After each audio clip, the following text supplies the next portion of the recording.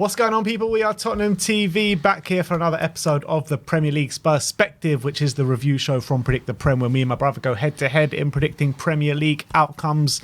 We do have a scoring system as well, and right now the scores are 300 to Simeon, 321 to myself, and the way the scoring works is 5 points for a completely correct scoreline, 1 point for a correct result, and the star man as well. Once you pick that man, you cannot pick them again for the rest of the season. 5 points for a goal, 3 points for an assist, and let's get into the weekend's game, starting off with Bournemouth against Chelsea. And finally, Frank Lampard gets a win. I think that's the first win in 20 Premier League games, 21 Premier League games, something crazy like that. But they did get that win. Sim went for 2-2. I went for 1-0 to Bournemouth, but it was 3-1 to Chelsea. And you probably got to say it's probably a deserved victory for Chelsea as well. It was deserved, probably just because how they finished the game. They finished it a lot stronger than Bournemouth, but definitely a 1-1. Bournemouth were the ones most likely to score, to be honest.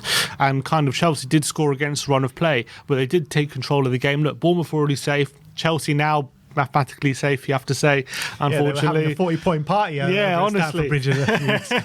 It was looking precarious. It looked like at one stage you're going to just lose every game, and then they took the lead, but then it went 1-1. You're thinking, oh God, they're going to lose again.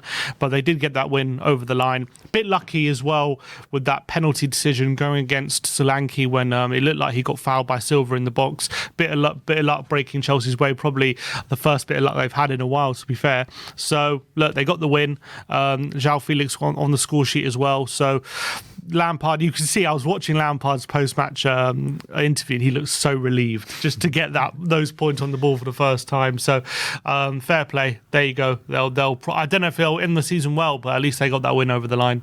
But to be fair to Lampard, has he found a gap in the managerial market? He's now got a better hit rate on survival than Big Sam. 100% record. Last year kept Everton up. This year kept Chelsea up. What a managerial performance, keeping Chelsea in the Premier League up there. It's up there with the great escapes, I would say. I agree, completely agree. It's a great job to Frank Lampard for another year beating the drop, this time for Chelsea. But let's move on to Manchester City against Leeds United. Finished 2-1 to Man City on Big Sam's big return to the Premier League. Sim went for 4-1. I went for 3-0. What did you make out of this one? I think 2-1 completely flattered Man City, in my opinion. It should have been 4-1, to be honest. And Haaland should have got 4 goals himself. Haaland, I can't believe some of the misses he had. He'll have that game again. He'll probably score 4 goals, let alone one. It's unbelievable. Yeah, I mean, look, the XG 2.57 to City, 0.23 to Leeds. Leeds, it was a bit of a weird one because at 2-0, obviously, he got the penalty, which Gundogan put onto the post. And then literally a minute later, Leeds score. You're thinking, oh my God, is this going to be one of the most amazing comebacks? But wasn't to be. I don't think Leeds had another chance after the goal. It was completely against run of play. Haaland should be on 40 goals just based on this game, let alone it was mad the misses he had. I can't believe it. We've hit the post. This creep into Haaland's game recently. I know he's still scoring loads, but he has been missing some gilt-edged chances recently. I think he misses every game gilt-edged chances, to be honest. So he gets so many chances, the amount he misses. This was an odd one where he literally didn't have any goals, but he hit the post, he hit the a couple of times. He had missed an open goal. Robles had a few saves to make.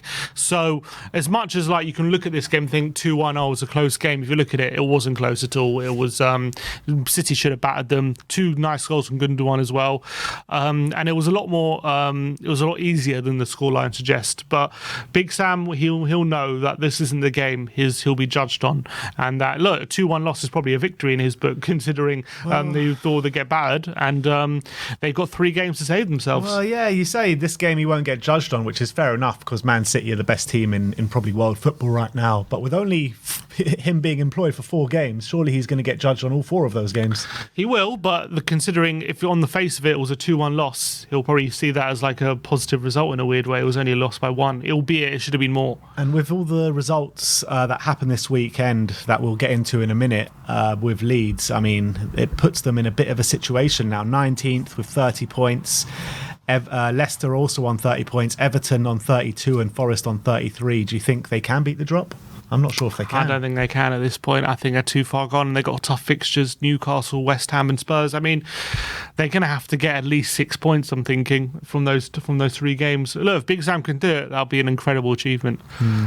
All right, well, we both get a point on the board for that one, predicting Man City wins. Next up is Tottenham against Crystal Palace. Both of us going for crazy scorelines in 3-2 and 4-3, but it didn't pan out that way whatsoever. Finished 1-0 to Tottenham Hotspur, so we both get a point on the board for the Spurs game. I mean, we've covered this one to death, but I thought we deserve the victory here. Yeah, it wasn't quite the goal fest we anticipated. It was actually quite a boring game, in essence, to be honest. We got a goal right on the stroke of half-time to seal the victory. It was a good defensive display, professional performance from Tottenham. We did the basics right. Wasn't a game of lots of chances, but we came up with the quality when we needed to. Next up, Wolves against Aston Villa in the Midlands derby. Both of us going for 1-1, so neither of us get a point here, as it did finish 1-0 to Wolves. But on the balance of play, maybe 1-1, maybe Villa should have got a goal and it should have finished 1-1, or maybe even 2-1 to Aston Villa. Well, they definitely had chances late in the game. Mings had a really good chance near the end, which he blazed over the bar from after a crossing from the free kick. Look, if Wolves took the lead within like a few minutes, and they've got some great home form at the moment. Wolves, they've won 3 of their last 5 overall now, so they're quite a solid defensive unit. But Villa will definitely be kicking themselves, so they didn't get at least a goal in this game. They'll be very frustrated because they did have the chances to definitely at least grab a draw, and that does definitely hurt them in the race for a Europa League spot or Conference League spot as well at the moment, because they're now behind Brighton as well. So look, as much as they were on great form beforehand, that's now 1 win in the last 4, 2 losses on the trot. So maybe maybe they're starting to run out of steam a bit. Yeah, it seems that way, to be honest. I mean, Ollie Watkins also drying up in the goal scoring form. So I mean, look, don't take away anything from Aston Villa, because since Unai Emery has come in, they've had a great season since then. So I think even if they do miss out on Conference League just about, I still think they'll consider it as a good season, and it's a good platform to build on for next season for Unai Emery, that's for sure. But Wolves, on the other hand, what do you think they can come and achieve next season? Because Lopetegui seems to be getting a tune out of them. Yeah, I mean, I think next season the aim will be to be in the top 10. I don't think they're going to start running for they can walk. Obviously, under Nuno, they got to the Europa League and even got to the Europa League quarterfinals, didn't they? Yeah. At some point. So obviously they want to get back to that. But considering they were bottom of the league when Lopetegui took over, they'll just, I think, you push for European football. If they get into like the top 8 or something, I think that'll be the aim for next season. And he's done a brilliant job. Credit to him. And look, if they do get into Europe with someone like Lopetegui, I think Lopetegui won it, didn't he, with Sevilla? So they'll a couple of times, though. Yeah, I think so. So it was him and Unai Emery, right? Yeah, they're both Europa League specialists. So look, I think they're in good hands at the moment. But there's so many good managers at the moment in the Premier League. It's going to be tough to break that European spots. Absolutely. But let's move on to Liverpool against Brentford. Again, another 1-0 win for Liverpool. Sim and me both went for 2-1 to Liverpool. I didn't get to see much of this game, but it's really interesting how Liverpool have turned it around. I mean, they weren't keeping a clean sheet at all. Their defence was shot to pieces. Now that's 2 clean sheets in a row, and I think that's 6 wins in a row or 5 wins in a row. 6 wins in a row. Unbelievable how Klopp's turned it around at this stage of the season. And look, if you cast your mind back as well, when they had another off-season, they did exactly the same thing in the back end of the season. They did a late push, got that top 4 spot, and it's that opening up again for them again. And what happened the next season? They went on a title challenge and very nearly won the quad. So you can never rule out this Liverpool side under Jurgen Klopp, whatever situation they're in. And I think they're right back in that top 4 race now with this victory, to be honest. I think again, 1-0, I think, flattered Brentford. I think it should have been a lot more. They had the chances to put it to bed, albeit Brentford did have a few openings. They had a goal slightly ruled out from offside from Mbeumo, and they had maybe a couple chances to get a goal, but it was much more likely Liverpool were going to get a second than Brentford were going to get back in it. And they'll be, again, Núñez missing a number of chances. But look, they make the changes in the forward line. It doesn't seem to affect them. They got now Diaz back fit. He's starting to make a difference again. Núñez is starting games and he's causing chaos. Then you've got Salah, Gakpo, Jota. I think their forward line is going to be the envy of the Premier League next season with their options that they got. And I think if they get their midfield sorted, they're going to be back up there, in my opinion, next season. Now, when it comes to the top 4 race, have they left it too little too late?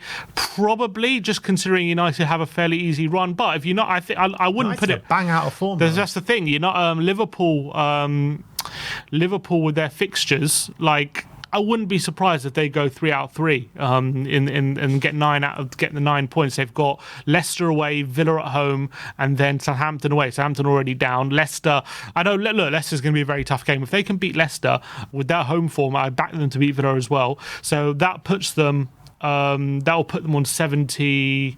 Sorry, that'll put them on 71. So United are going to have to get 3 wins out of their next 4 games. But United do have 3 home games, and they've got great home form. So I think United will still fancy their chances, but 1 loss in that, and all of a sudden, who are the home games against? They got good. I think it's pretty easy. They got Wolves at home, Bournemouth away, Chelsea at home, and Fulham at home. So you do expect the only one 3. there, I think, is maybe Wolves. You do expect 3 wins out of 3, but look, they just lost away at West Ham. The thing is, their home form has been very good, so it's still going to be difficult. I think it's United out of their hands. are just going to sneak it through. They're just going to sneak it, probably. Yeah. But Liverpool are definitely back in the race. They're definitely back because only 1 point behind. How do you judge Man United this season? Obviously, they've had like a really up and down season. Obviously, home form's been really good. Away form's not been We'll great. talk about Man United when we get to Man United now. Oh, we're not talking about Man United. That's right. We're talking about Liverpool. So we'll get to Man United in a second. But let's go to Newcastle, Arsenal in the next game. And it finished 2-0 to Arsenal. Both of us went for Newcastle wins 2-1 and 3-1. And as much as I hate to say it, this was really impressive from Arsenal, in my opinion. I thought it could have been a lot more Arsenal goals, albeit it could have been a lot of Newcastle goals as well. I mean, they missed a host of easy chances, but I just think Arsenal were really good and they deserved the victory. Really did. I think they were lucky in the sense that Newcastle had some chances they definitely should have scored from. But I think, and especially Odegaard's goal, definitely came against run of play at the time. It did. But when he scored a brilliant goal, and then they had 2 really presentable chances through Martinelli and Saka, which they probably should have scored, to be honest. That should have been, the game could have been wrapped up by half time. And then it was similar in the second half. Newcastle started really strong, hit the post, Ramsdale made a series of saves, and then Arsenal again scored against the run of play. But it's like they took when they took their opportunities to be on top, they scored against the run of play, and then really managed the game very well. You got to say that was really impressive, especially with all the pressure they'll be under and the form that they're in. They knew that if they would have not won this game, I think that really knocks them out of the title race. With this win, it definitely keeps them in it. And with and look, City are going to have to be perfect at this rate if Arsenal are going to win every game. Now, obviously, they've got tough games to come. Brighton next game as well, who are going to want a reaction to a terrible defeat. We'll get into that in a minute. But De Zerbi says Arsenal not going to get let off the hook this weekend, so I trust him. But you got to say Arsenal, I think, were well worth the points. I think if you go to Newcastle away and play as well as you do, I think you probably deserve the victory if you get it. So many big chances as well, Arsenal. It wasn't just the goals that they scored. I mean, they did miss a lot of chances, Arsenal, as well as Newcastle. So I felt like they both of the missed chances for Newcastle and Arsenal kind of cancelled each other out, and then Arsenal deserved the victory with the goals that they did score. They did have that penalty ruled out as well, Newcastle, right at the beginning of the game, probably fairly so, because I did think it was harsh on Kua. I would say Newcastle were unlucky not to score, but you can't take anything away from that Arsenal performance. Will it be enough to get them right? I mean, they are back in the race because they're only a point behind, but will it be enough to get them to that title? I don't think so.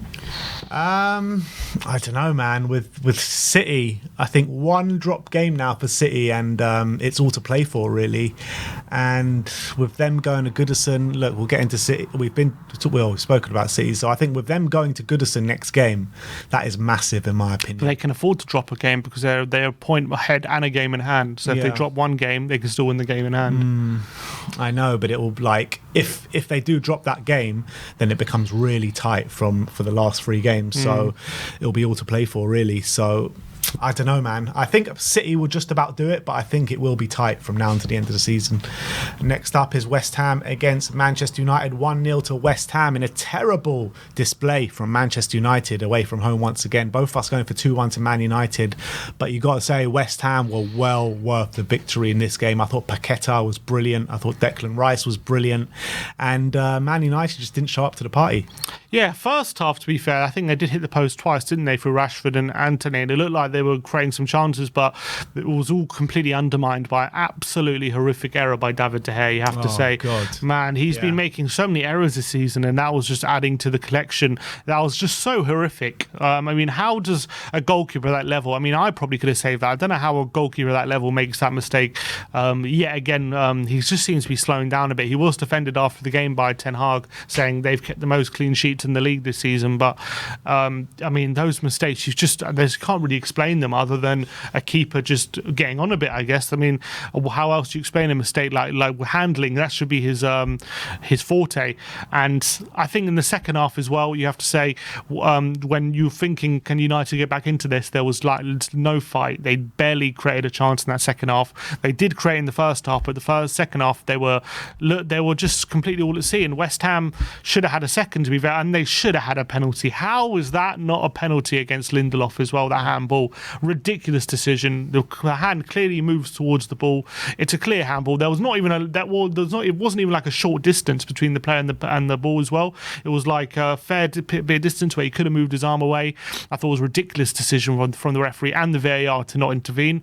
I thought they got hard done by West Ham, and they had a goal ruled out in the second half as well for a foul on De Gea, which I thought was really soft, could have easily been given. But that win means West Ham are definitely safe now. I would say 37 points. I can't see Leicester and Forest Leeds or below now. Following that. So that was a really, as much as it was a good win, it was a big win, because I think they still would have felt like they needed a few points just to make sure, and nothing now they're all right, and they can go the pressure lifted for that European semi-final on Thursday. I kind of felt like they were safe before this game anyway, but now it's like signed and sealed. But look, yesterday's fixtures were absolutely mental, reminiscent of Boxing Day 1978, to be honest, with the scorelines that were being produced yesterday. And let's talk about the first game, which was Fulham against Leicester. 5-3 to Fulham in a massive game for Leicester, and they concede 5 goals. You've got to be disheartened if you're a Leicester fan. You're really, really in trouble of getting relegated. Sim went for 2-1 to Leicester. I went for 1-1, but Fulham actually made light work for them. Unbelievable. The 3-0 up at half-time, weren't they? It was an unbelievable start to the game where Leicester were just all at sea, getting completely bullied.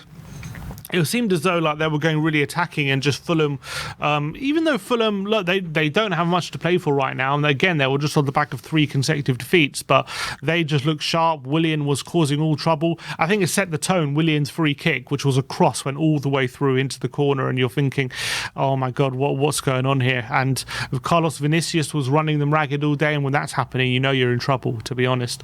And look, they at 3-0, they gave a bit of a fight of it in the second half, and they made it 4-1, and then they got a penalty that could have made it 4-2, but unfortunately for them that penalty was missed, and then immediately pretty much Fulham make it 5-1, and then Leicester come back again to make it 5-3. So if they would have got that goal at 4-2 with time to play, who knows what would have happened with I think there was still 20 minutes or so to play, but I think that was a big crucial moment in the game. But you can't go into a game like this knowing you need a result and be 3-0 down away at a team who have nothing to play for at half time. I mean, that's criminal, absolutely criminal. And Dean Smith after the game said maybe some of the players are struggling to deal with the pressure, and it seems that way because they're going to look, they're in deep trouble now, deep trouble with the other results going against them. It's going to be they're going to have to probably win again. They probably have to get at least 6 points from them. They've got some tough games as well. They're playing Liverpool at home, then they've got Newcastle away and West Ham at home. Oof. So how do they save themselves? I don't know how they save themselves. They're going to have to hope that Newcastle have completely got Champions League by the time they go there. Down this season, that is a disgrace on their part, because the squad that they have compared to everyone that they're fighting against is miles better. Mm-hmm. They've got quality in that squad, they really do. When you look at the likes of Tielemans, Maddison, and other players that they do have, Barnes, that are top quality. They really are top quality, and they'll get straight back into the Premier League and to probably European clubs. They're going to get gutted, aren't they, Leicester, if they go down? If they go down, I actually fear for their future, because how are they going to come back from losing all these players as well? Yeah, I can't. Do you reckon that a lot of these players have half an eye on the exit door anyway? They know. Like, look, Tielemans' contract is up, isn't it? He didn't sign one. But like Barnes and Maddison, they know they ain't going to be here next season if they go down. Not going to affect them. So maybe that's affecting it. Yeah, like they're not really fighting for it. Maddison made some comments after the game about the lack of fight, and Leicester fans were absolutely going in on him on social media. What did he say? He was just talking about the lack of fight. I can't remember the actual words, and his meaning of the words got misconstrued, and the players and the fans thought he was talking about the players that don't have any fight to keep the Leicester up, but he just meant something like they're not winning their duels and stuff like that. Like the meaning got completely misconstrued, and like the Leicester fans are going in on Maddison hard. All these comments underneath his social media message being like, get out of the club now. You don't want to be here. You're just biding your time till you leave at the end of the season. You don't care about this club anymore and all this kind of stuff. And it seems like the Leicester fans are losing patience. Fact of the matter is he is going to be off in the summer regardless anyway. Even if they stay up or go down, he's going to be off. But like the stakes for people like Barnes and Maddison, like they're just not as much as it is for the fan to the club and the club itself, who's going to be losing so much money. And you've got to fear for their future, not just because of their players leaving. They're going to have to, because this is a team who's been in financial trouble a bit because they spent a lot of money when they won the league and got into the Champions League, and they've kind of blown it all a bit in a way. And now they've got players on big wages and they're going to be down in the Championship, and it is worrying. They're going to have to sell just to be financially secure. And you remember 2 years ago, I think it was, how long ago was the Super League now? About 2 years ago, right? And we were having fan shows talking about the Spurs ownership and stuff like that, and people were calling in, some of the Enoch out crowd were calling in saying, look how a Leicester club is run, their owners are unbelievable, they won a league, they won an FA Cup. Well, look at them now. I know, about to go down. Unbelievable. But let's move on to Brighton against Everton in an unbelievable game at the Amex. 5-1 to Everton on the day. Both of us going for 2-0 to Brighton. And funnily enough, Brighton actually have a higher XG from this game than Everton. And Everton scored 5 goals and Brighton scored 1 goal. But Everton just kept catching Brighton out every single time. And it was just unbelievable sight to behold, to be honest. And Brighton just got completely dyched at the Amex. Yeah, the game was won at half time, to be honest, 3-0 up in the first half, and it was absolutely amazing counter-attacking performance. I have to say, Deitch completely got his tactics spot on. I think he had a plan to counteract this Brighton side. And you saw, like, Brighton usually are a team that they try to, like, draw out your press and then they play through you. But what Everton did was they kind of held off on Brighton up until they got into, like, the central area or just ahead of their back four. And then all of a sudden they would spring on Brighton. They would win the ball and flood players forward. And McNeil was finding all sorts of space on the left-hand side. Decore was making late runs into the box. He was getting completely unmarked as well. I thought Calvert-Lewin's hold-up play in that first half was absolutely exceptional. I thought he was completely on one and he was having a great game. And it was like they were very compact and were in a low block, but then they would spring on this Brighton team with a purpose, and they'll flood the players forward and throw a bit of risk on those occasions, and it completely worked. And I've never seen Brighton get so dominated in any game this season, even other games they've lost. Like, they've always given a good account of themselves. Like they did in the second half. To be fair, Pickford was absolutely sensational in that second half, you have to say. Like, they did create chances, and they were unlucky that they didn't get back in the game sooner. But in that first half, it was they got taught a bit of a lesson maybe in about how if you're not on top of your game, your passing's not on it, that can happen to you even against teams battling for relegation. And that was an absolutely ginormous win for Everton in their battle for to secure survival. Look, they've still got a bit of work to do, I think, because they're only still 2 points clear, but that will give them so much confidence that they can go on and get results in their remaining games now to win that emphatically. I've never seen McNeil look so good in an Everton shirt before. I thought he was absolutely exceptional. How he was playing on that left-hand side. It looks like Deitch, who knows him well, is getting the best out of him.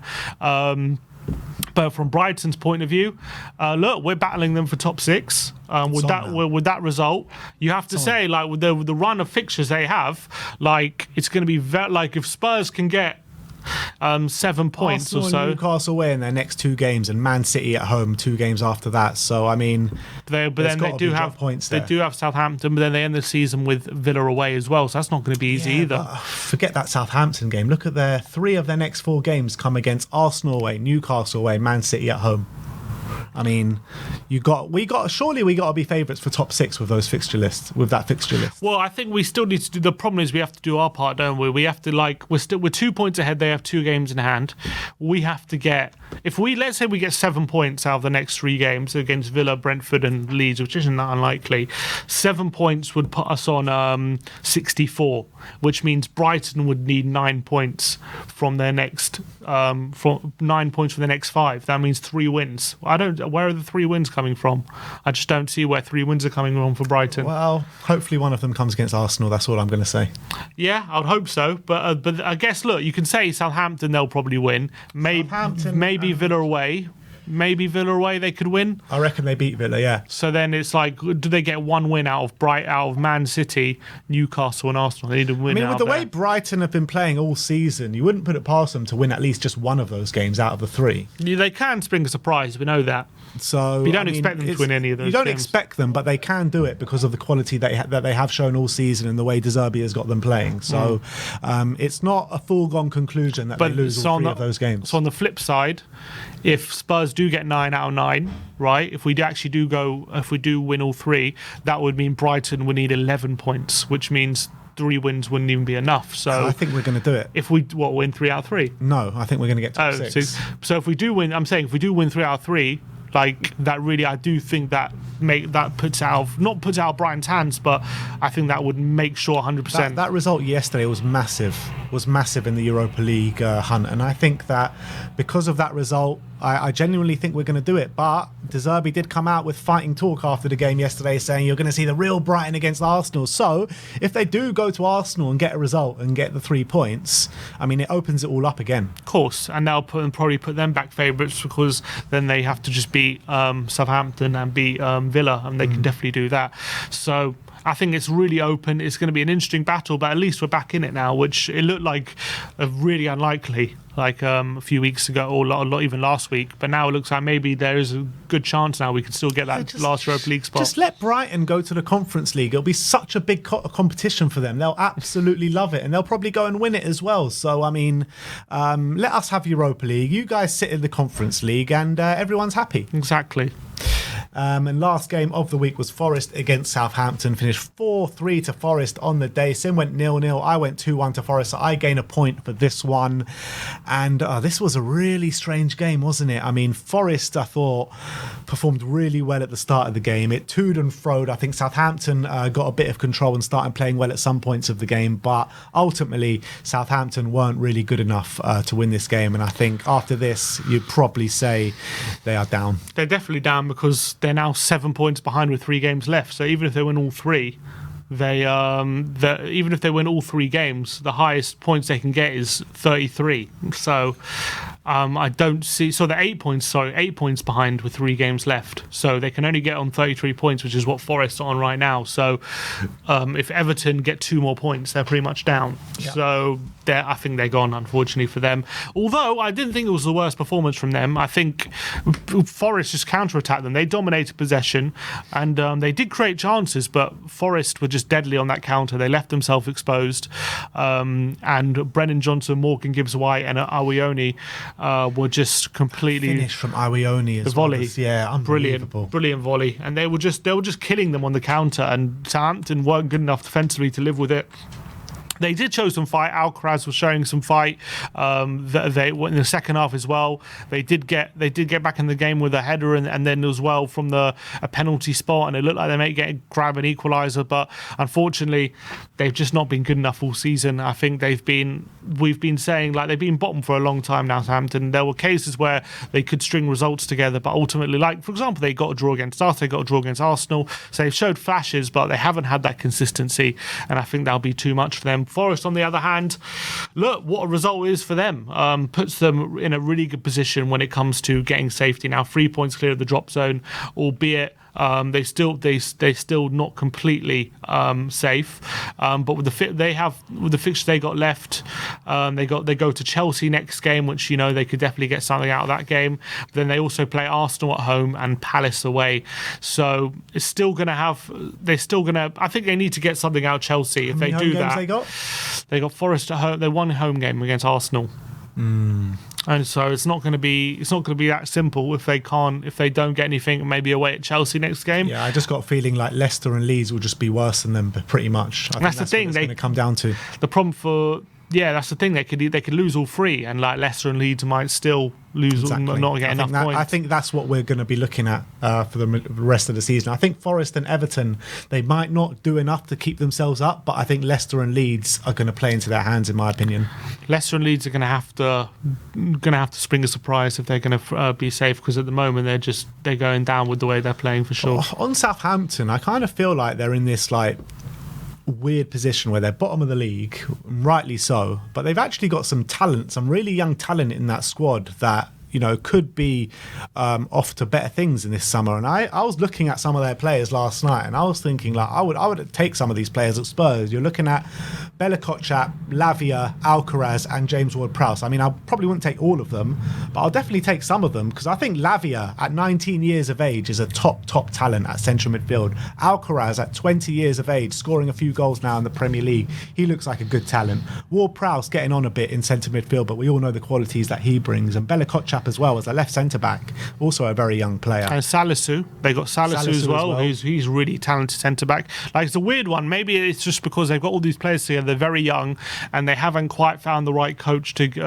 kind of combine the whole thing together. Maybe that's led to them being in the way that they are. But I completely agree. They've got some serious talent there, and if they can just hold strong and try and keep them together, I think they'll come straight back up, in my opinion, next season with the right manager. But this season, it's kind of just gone flat for one reason or another. They haven't been able to marry that young talent with maybe the right experience around them to make sure that they get consistent enough results. They sacked Hasenhüttl as well early in the season. Maybe that was a mistake as well. Maybe they should have just held with him, because how long have we been saying that Hasenhüttl doesn't get the credit he deserves for keeping Southampton in the league year in, year out? Yeah. And maybe this proves it, how good of a job he was doing. I think it does. And now, they do have great talent, and if they don't get gutted from Premier League teams, I do think they'll come straight back up. Who would you take out of the players that I mentioned? I think Alcaraz as maybe a backup option as a number 10 or a striker, squad material, I think would be brilliant. And Romeo Lavia, man, I really believe in this guy. I think this guy is top quality. I agree. I even on his debut against us, I was like, oh my God, who is this kid? He was like unbelievable. Even last night, I mean, he was spraying the ball around. He's so big and physical for a 19-year-old kid. It's unbelievable. Yeah, I think he just needs to work on when his like dribbling is amazing, but he needs to work on just like when he gets past a player, like his make sure his passing's right and stuff like that. And sometimes they lack a bit of care. But 19, the guy, you expect exactly, 19, unbelievable talent. I think even against big clubs, he's shown what he can do. I've been seriously impressed with his performances this season. There's a lot of players I would take. I guess who would I take and who would get into our team are two different questions. But like even Bella Kotchap and Salisu right now probably get into our team with how we're set up. Which one would you prefer, Salisu or Bella Kotchap?